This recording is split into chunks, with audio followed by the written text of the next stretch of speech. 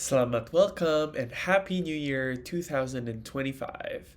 I'm back again after a bit of hiatus at the end of 2024, but now we're back and with the hunted season, spoiler season coming to a close with the world premiere in Prague, we now have the full list of full spoilers, all the cards in the hunted. Now we can have our first impression of what Cindra, the new Royal Draconic Ninja, would be like. So here I am today bringing you a Cindra crash course and my first impressions of the hunted. Okay, why Cindra? Out of the three new heroes, Cindra, the Royal Draconic Ninja, Fang, the Royal Draconic Warrior, and Arachne, the Chaos Assassin. Well, first of all three look great. They all look amazing, and if I had the cards, I would probably try and play all of them. But I'm an aggro main and I'm a ninja main, so I currently only have cards for ninja. That's why I'm currently focusing on Cindra. But thankfully, first of all, her art is absolutely gorgeous. Livia Prima smacked the ball out of the park with this one. So she's very hot, she's Angie, she's a ninja, she's royal, and she wants to avenge her fallen father who was slain by Arachne. Okay, so with all of those out of game reasons out of the way, now these are the reasons why I want to play Cindra. First, let's see Cindra. Okay, she has two main abilities.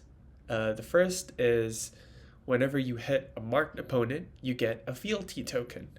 So what is mark and what's fealty? So mark is the mechanic from the hunted set where it doesn't do anything on its own. There are cards that mark the opponent, and whenever a hero that is marked has been hit, the mark is removed. So it doesn't do anything on its own, but we can see that Cindra's ability cares about the opponent being marked, and if we hit them, we get a fealty token. And fealty token, it's a token that can turn your played cards that are non-draconic into draconic. So it synergizes with her second ability, which is pay 3 and return up to 2 draconic daggers from your graveyard to your equipment weapon zone. And this ability is discounted by 1 for each draconic chain link. So you can see there's already some synergy here with her ability to create fealty, which can then turn your non-draconic chain links, for example, your only ninja cards or only generic cards, into a draconic card, which would then count towards a draconic chain links that can discount her second ability, and ideally we want to pay 0 for this ability. So that's her ability. We can return draconic daggers, so that's new. And from the graveyard to the field, why are they gone? Okay, so let's zoom in on her weapon first. Boom. This is it, Kunai of Retribution. I'm sure a lot of you have seen it already. It's one of the earlier cards that was spoiled. It's a Draconic Ninja weapon. So this is the first time we have a Draconic dagger. Fi did not have access to this. Now Fi can use this, but it is limited in a way that Fi cannot really utilize it because it's a 1 cost, 1 power with natural go again. You don't need to jump through hoops to get the go again for this weapon, but it destroys itself when the combat chain closes. That's why we need Cindra's ability to bring our daggers back is kind of important, because without that ability, you only get to attack with it once. But you can see this already synergizes with creating multiple chain links with ease, draconic chain links nonetheless, with natural go again, and you can flick and return your daggers. So on the left and right are the two main reasons why you would love to play Cindra. First, let's go to the right. It's Blood Runs Deep.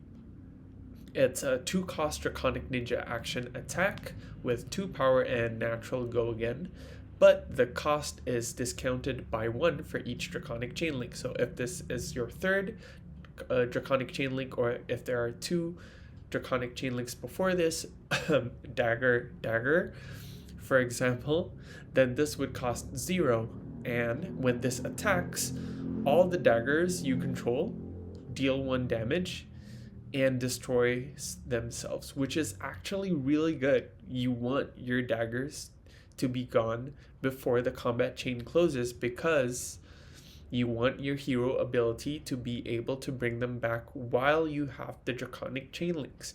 Because if you wait until the combat chain closes, you have to pay 3, because there's no longer combat chain. But if you activate it before the combat chain closes without effects like Blood Runs Deep, then the daggers are still on the field, and activating Cindra doesn't accomplish anything because they're not in the graveyard yet.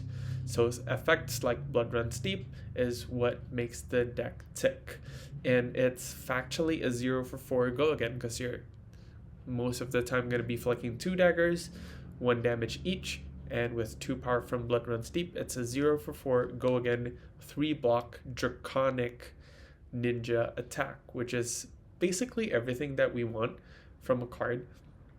And the damage, it's split in a way that you can't just sink below the 4 damage. It's split into 1/1/2, which is amazing. The next reason is her specialization. This is how they've been doing it, I guess, for Shiana reasons, maybe. Like the last time they didn't print a spec for the MSD heroes, they instead made a legendary card from that talent and class. Didn't lock it into that hero, but does something very, very niche that no other hero would want in that category. The card is Wrath of Retribution. It's a 3-cost, 3-power Draconic Ninja attack. It's legendary, so you can only have 1 in the deck, and rightfully so, because it's very powerful. And it costs 1 less to play for each Draconic Chain Link. So if you play this as the 4th Draconic Chain Link, then it would be free. And when this attacks, until the end of this combat chain, daggers you control get +1 power and cost 1 less. So they're free and they're 2 power.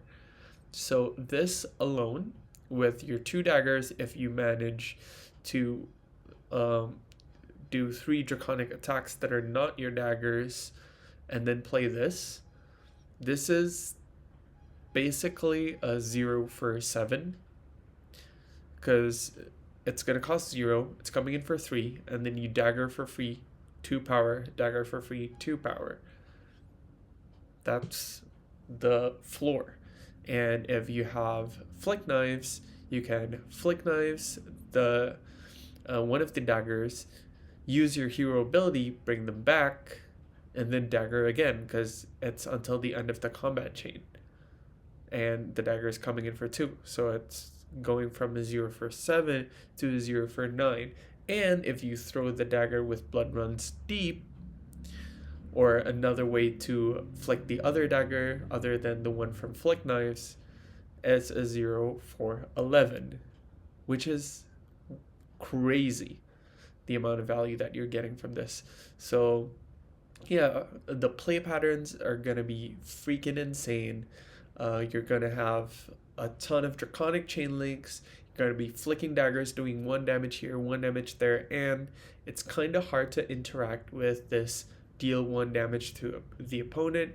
They need to have prevention, and it can't just be blocked with a card from hand. It needs to be prevented because it's not from your attacks. So this is the 3 main reasons you might want to play Cindra. Let's dive into a couple of obvious synergies that work really well with Cindra. Okay, 3 of the cards that I've showed you here. First of all is Spreading Flames. Is draconic attacks you control have +1, while their base is less than the number of draconic chain links. This was the main Art of War adjacent card in Phi that you had to jump through a few hoops to extract a lot of value from, because a lot of Phi's attacks are like head jabs, so you need to get to chain link 4 before you actually start extracting value. Meanwhile, in Cindra, it's draconic attacks, so her draconic daggers, when they attack, they count as draconic attacks. So you can immediately, starting from chain link 2, extract value from your spreading flames. So this is at minimum a 1 card 5, because it's going to be 3 and then it's going to be buffing your 2 daggers, and that's the floor in Cindra, which makes this card absolutely bonkers. And since you can generate so many draconic chain links so easily, your draconic head jabs by chain link 4, for example, spreading flame, dagger for 2, dagger for 2. Now you're in draconic chain link 4. If you play a draconic card, if it has 3 power, now it gets buffed as well to 4. And then you play Blaze Headlong. Oh, that's chain link, draconic chain link 5. So you're buffing it from 4 to 5. So that's just insane spreading flames value. This is one of Cindra's power cards, and I'm not surprised to see the price has gone up quite a bit. The second card is Flick Knives. Since our daggers are going to be destroyed, might as well throw them for extra value, right? 1 damage a turn. That is hard to prevent at reaction step. And it counts as the dagger hitting, which works well with first is her hero ability that cares about marked opponents being hit. Well, Flick Knives count as the daggers hitting. So converting your marks into fealties is a piece of cake in Cindra, because you can just, okay, I Flick Knives and now my mark is a fealty. You don't have to really work hard to get that fealty. The second is Mass of Momentum, which is a card that a lot of people might not have seen in quite a while, since a bunch of ninjas either use Mass of the Pouncing Links or use their in talent broken headpiece traverse. So Mass of Momentum, if an attack action card is the third of or higher chain link to hit, you draw a card. So hit, and the third one is an attack action card, for example, a head jab, and then that head jab hits, you draw a card. Well, Flick Knives work really well with Mass of Momentum in a way that if they block your third chain link, you usually have to start over, because, well, the attack doesn't hit, you start the counter from 0.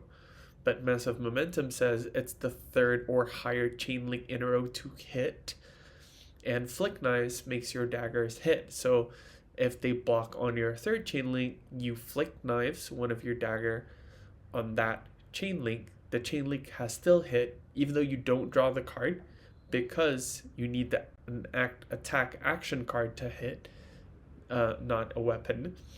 But it keeps the chain alive. Now when you attack with another attack, for example, a Blaze Headlong on your fourth chain link, your Mass of Momentum is still alive, and they have to block that one also. So at any point, if they block on the first chain link, it's way too early. You still have way too many cards to just go, okay, chain link 2, 3, 4. You have to block the fourth chain link. But forcing them to block with 2 cards, well, if they block at chain link 2 or 3, you just Flick Knives on that chain link, and they have to block again on the third or on the fourth, respectively.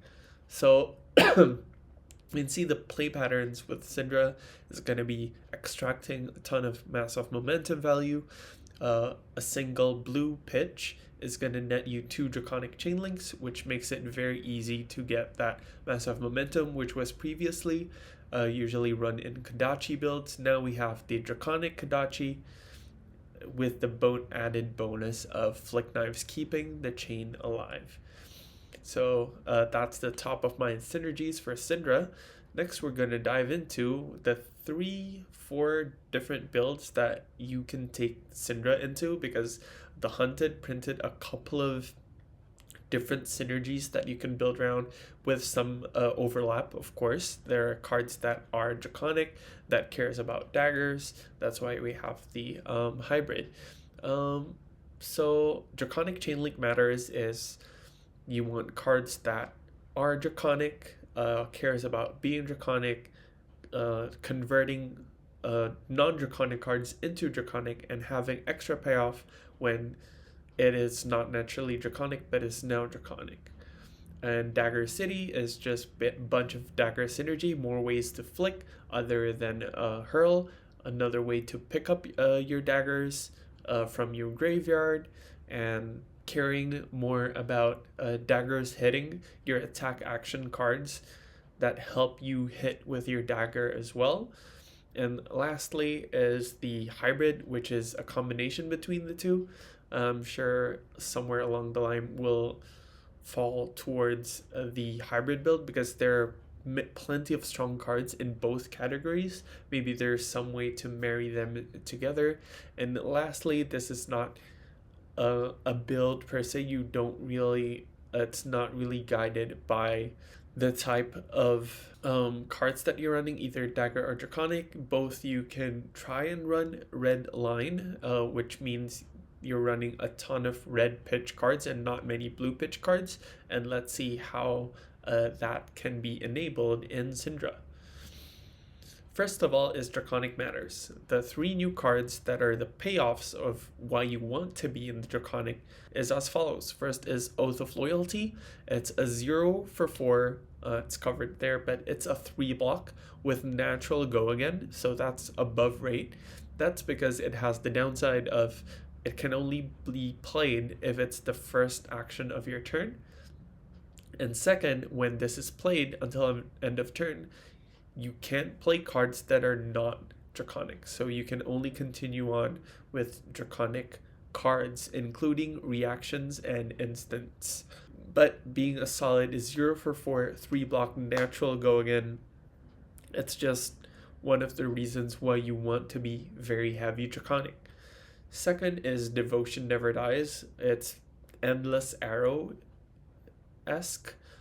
because if this hits, if the previous chain link is Draconic, you get to banish it and play it again. And it has natural go again, so the base is 1 for 4 go again 2 block, so a little bit worse than something like Bittering Thorns, but pretty serviceable.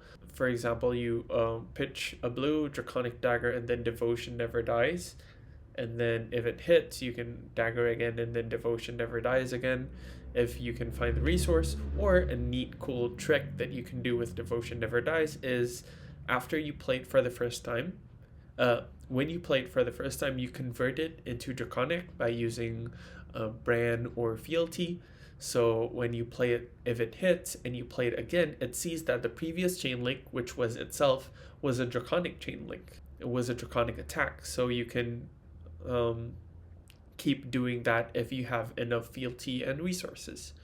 And third is Art of the Dragon. There's a couple of actually. There's Art of the Dragon Blood, which gives you discounts. Art of the Dragon Fire, which is this one. It deals 2 damage to any target. It's a 5 power attack. 3 block, doesn't have go again, so it's a chain ender.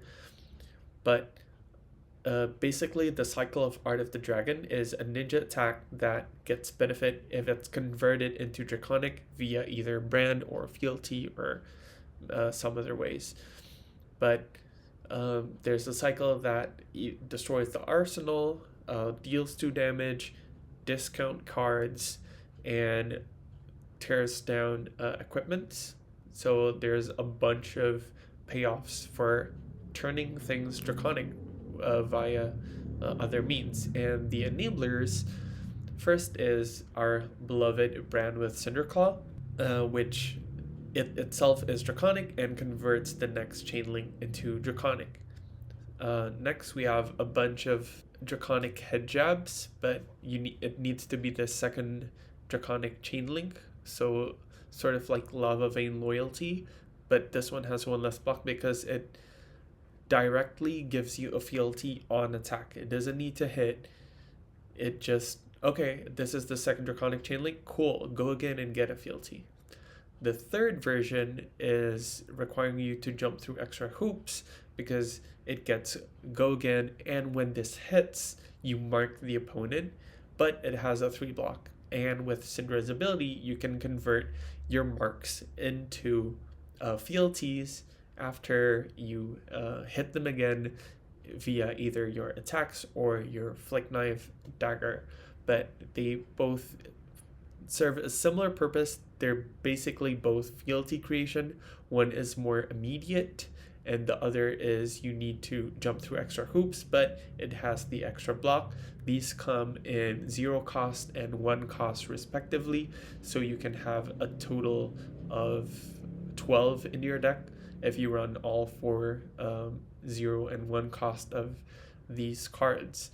So yeah, you can have a lot of enablers and payoffs for playing just bunch of Draconic chain link and converting cards that are not Draconic into Draconic.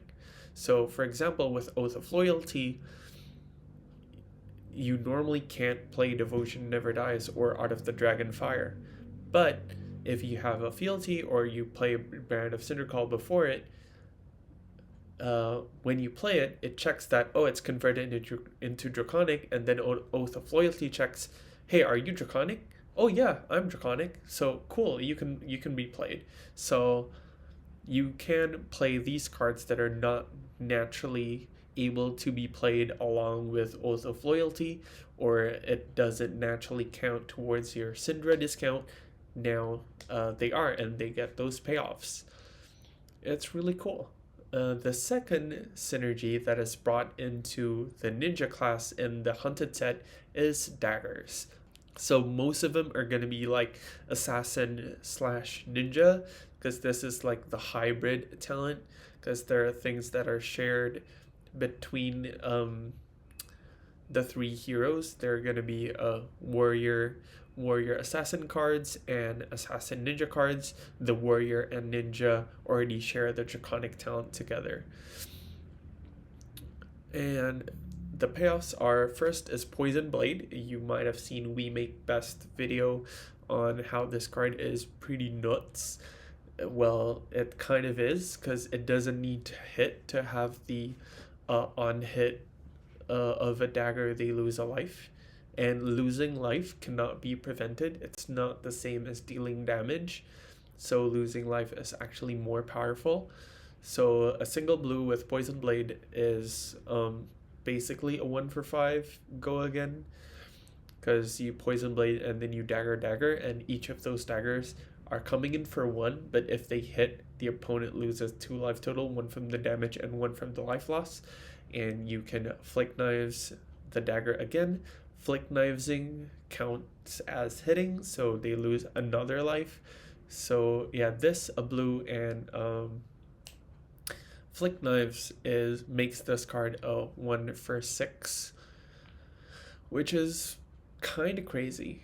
And it gets even better if you're able to like destroy both your daggers, return them both back, and then hit with them and then flick with them again. So Poison Blade is just nutty. An older card from Outsiders is Stab Wound. It's a blue 3 block, 2 power, so kind of meh, but it's a blue 3 block, so the floor is really high. You can either pitch with it or block with it. And when this hits a hero, they lose X life, where X is the number of daggers that has hit this combat chain. This includes flicking with daggers, because the dagger flicks counts as the dagger hitting, for example, from Flick Knives or Hurl, or the new card Throw Dagger, which we're going to cover in a sec. And each individual dagger counts. So this is easily a 0 for 5. That can be covered with 2 block. But the ceiling is very high, especially if they spent their hand trying to block out the bigger attacks or some of the daggers before. Well, this Stab Wound is going to be a 2 power that deals 2 and then makes the opponent lose 4 life, which is great for a blue. Lastly is Cut Through. This is your like generic-ish 0 for 3 with 2 block, kind of meh. But if you've hit with a dagger this combat chain, which is very easy, you can even like attack with this and then you flick, and then it becomes a 4 power go again, because it doesn't check when you attack. It's if you've hit with a dagger this combat chain, so it checks continuously. So you can start with this. For example, if you don't have a blue, you don't have any intention of attacking with your daggers this turn, you can just directly attack with cut through and then flick knives on the same chain link to get the +1 in go again, making it 4 power go again card very, very easily. So some of the enablers that we have, an older card is Hurl. It's a 0/4/3 go again 2 block, which you can pay an additional 1 resource that will flick the dagger, akin to flick knives. It counts as the dagger hitting and destroying the dagger, which is great. As Cindra, you want the dagger to be destroyed before the combat chain ends.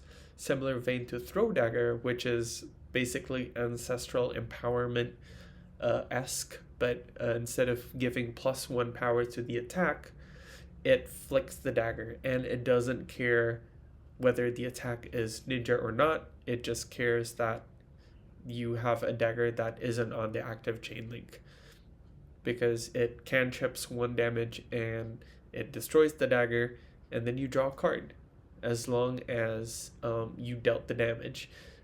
Keep that in mind. If the damage is prevented one way or another, you do not get the card. But as a blue 3 block reaction speed, this is a very, very good card that I see going to be a staple in Cindra builds everywhere. Lastly, an enabler is Pain in the Backside, a majestic assassin ninja. When this hits, target dagger you control deals 1 damage to the opponent. It's a 0/3, sorry for covering up the image. And if damage is dealt this way, the dagger has hit without destroying the dagger, but it counts as additional ways to make your dagger hit, so you can get more damage from your poison blade and stab wounds. So that's the 2 main builds, the Draconic focused and the dagger focused. Very interested to test both. I'm gonna be uploading a video with a deck list for each coming very, very soon, so check it out when it comes out and let me know what you think. Lastly is Redline Cindra. So you have daggers that you want to be actively attacking with most of the time, and you have costed cards like a bunch of 1 cost, for example, Poison Blade and Art of the Dragon, or some of the other cards that you really want to run are 1 cost cards, and if your deck is all reds, it's kind of hard to pitch for them. But Cindra has access to a bunch of cards that either net her resources or discount the 1 cost cards. So Blood of the Dracai is the Fabled, the Draconic resource from Uprising. It's when you pitch it, the next 3 Draconic cards you play will be discounted by 1. Similar with Art of Dragon Blood, if you were able to convert it into a Draconic card, it gets go again and discounts the next 3 Draconic cards. Tome of the Imperial Flame, which was a mainstay in Dromai way back when, now is back because Cindra is not just a Draconic Ninja hero, she's a Royal Draconic Ninja, so you don't need to run the crown of, whatchamacallit, the crown that makes you royal, because she's already royal. You can still run your Mass of Momentum or Mass of the Pouncing Links, whichever build you're playing, and you don't need to sacrifice that powerful headpiece slot for the ninja, unlike Fi, who, if you want to build Redline Fi, you need to sacrifice the headpiece to be a royal to be able to get this card's value. So Tome of the Imperial Flame in combination with the chest piece flame scale furnace nets you 3 resources while filtering your hand, which is amazing. And there's a new card, Ignite, which is a 0 for 2 Draconic Ninja attack with Go Again. It's when this attacks, the next Draconic card you play or activate cost 1 less. So this Draconic daggers you control count as activations, not playing, but it gets the discount from Ignite. Lastly, there's the new card, Drop of the Dragon Blood, which is an instant legendary. It's a 2 cost, but it costs 1 less per Draconic Chainlink. So if you play this on the second Draconic Chainlink, it's free. You gain a resource, and you gain a resource, and you draw a card. So it replaces itself while netting you +1 resource. And the red line build, since it has the 3 Tome of Imperial Flames, the Drop of Dragon Blood cantrip, it helps you find your Wrath of Retribution faster, because you can only have 1 Wrath of Retribution in your deck because it is legendary, and having a bunch of ways to cycle and cantrip through your deck makes you able to find your power card faster. So there just might be a way to build Cindra Redline with these cards, and maybe anywhere from 6 to 8 blues. I wouldn't go above 9, because at that point your Tome of the Imperial Flame run the risk of hitting blues that you need to keep in hand. You can't pitch it towards the Tome of Imperial Flame, because it's gonna banish your entire hand if you do, because you need to pitch 2 red cards after you draw 2 from the tome. So that's it. These are my first impressions of Cindra, the main ideas. I'm gonna go through February and look at a couple of cards that I haven't discussed here, but potential build arounds or glues to the deck that you might want to consider in your Cindra deck. Okay, we are here. Now I'm using the Fabry search feature. We're gonna go for the hunted cards.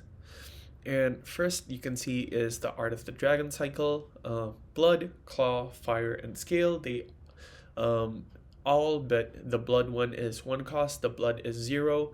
They attack for 4 or 5. And they all get a benefit if it's Draconic. And that's a very, very interesting chain ender cycle for the Draconic build. Blaze Headlong, it has been reprinted, and it's one of the staples of Draconic, being a 0 for 4 go again very easily. This card is really, really nice because it's basically a Lava Vein loyalty, but it's both Draconic and flicks your dagger. So this is the card that I've been saying you might find overlapping synergies, because it's both Draconic and cares about daggers. Compounding Anger is basically a lava burst but different. Instead of increasing the power, it's reducing the cost, which is, I think, better in Cindra, because you can play it off of a 2-card hand, a blue and this. You can dagger in Compounding Anger, because by then it'll be a 1 cost in your blue pitch. You'll still have 1 left after you dagger. You still have 1 left to actually play the Compounding Anger. So the floor is higher than Lava Burst being 2 power, unless you're on the Mass of the Pouncing Links build. Then you can probably fetch, but most of the time if you're using Mass of the Pouncing Links, you want to fetch like Salt the Wound or Tenacity anyways. This is the 1 cost version of Display Loyalty, and this is another reason to convert a card into Draconic, being a 1 for 4, but if it's Draconic it gets +3, so it's basically a 1 for 7 3-block chain ender if you're able to convert it into Draconic.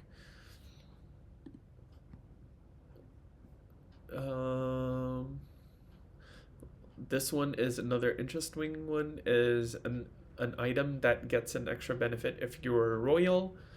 It's basically CNC.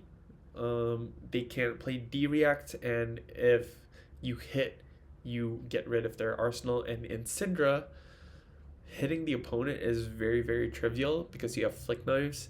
So I'm seeing this is gonna be like a staple one of in your sideboard whenever you run into opponents that you know are running like 6 to 9 plus D-Reacts, because you can just at any point play this as a chain ender, and then at the start of your turn, whenever you want to go off or you feel like they have a D-React and an arsenal, you just pop this off and then just go to town, because they can't play D-React and you're going to be sniping their arsenal very easily.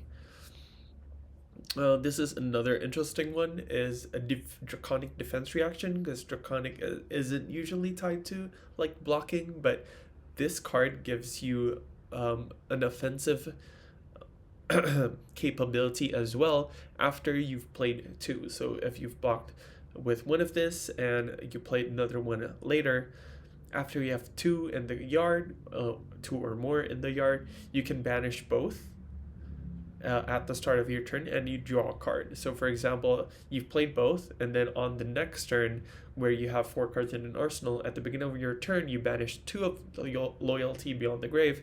Now you have a 6 card hand, basically 5 cards plus 1 arsenal, which is nutty for offensive overlap. And these are a bunch of, this one is retrieving a dagger from your graveyard, so it's very convenient. If you start the turn with only 1 dagger or 0 daggers, you can start with this, pay the 1, you get a dagger back into your field. That's basically it. These are a bunch of reprints. And this one is the nutty new $80 sink below. It's really good against us. It prevents the next 3 times they would be dealt 1 damage. Well, it doesn't need to be 1 damage, it prevents 1 of that damage. So this prevents your flick knives, your daggers. It's horrendous. We don't want to see it, and that's why you run the Imperial Seal, I guess. Yeah, so overall, the Hunted seems like a very, very, very good set. Very enjoyable. Gonna be looking forward to pre-release. If you're a newer player, you want to play with the new cards, don't forget to sign up for a pre-release in a local game store near you. Go to the Flesh and Blood TCG website and use their store locator to find an event near you and register there. Contact the store owner. So I'll be posting the names of stores that have pre-releases in Indonesia. So if you're in the Indonesia at the time of the pre-release and you want to join in, you can check in at one of these stores during their pre-release dates to play the Hunted for the first time. I'm really, really excited. It's this Friday. I can't wait. I'm basically zoned out from work for the next few days, just brewing and play testing. I have so many ideas and videos coming up for you guys. This is why with Cindra we are so back. And I think that's it for today's video. And as always, sampai goodbye.